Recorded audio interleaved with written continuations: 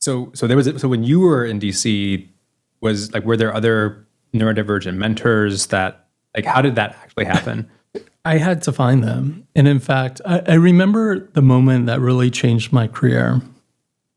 And I really do think it changed my life. And it was Dave Noble, who I believe at the time was Deputy Director of White House Personnel. He invited me to lunch at the White House mess.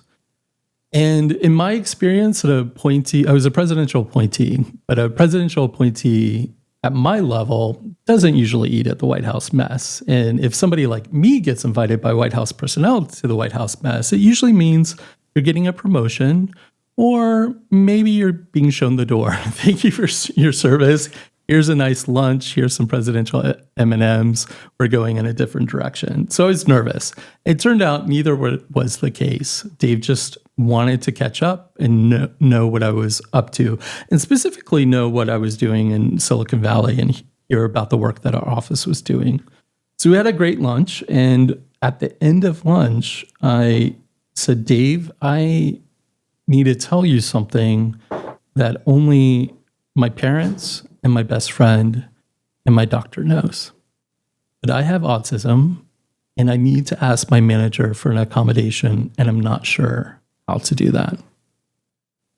And it got really quiet for what I thought was a half hour, but it was probably 0.0001 seconds, but I was so nervous.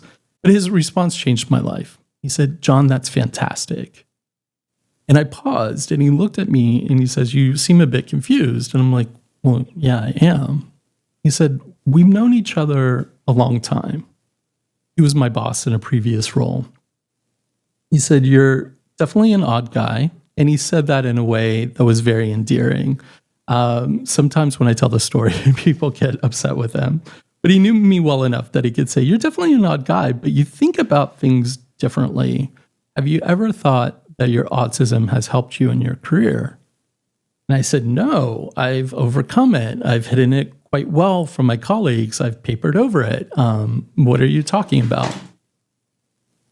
And Dave said, no, John, think about the things that you've worked on. You think about things differently, and that's needed in the workplace. He said, my job in White House personnel is to bring together people with different perspectives so that they can accomplish big things and tackle big problems. And he said, you work in innovation. What is the first rule of innovation that you always tell me? And I said, well, if you want a larger array of potential outcomes, you have to have a larger array of potential inputs. And he was like, exactly. So I can't have everybody come from the same geographic region or the same educational background or the same demographic background. I need people coming together to look at things differently so that we can solve those problems. And he said, I will help you figure out how to get your accommodation, but I need you to figure out how to be comfortable with yourself and bring that to work.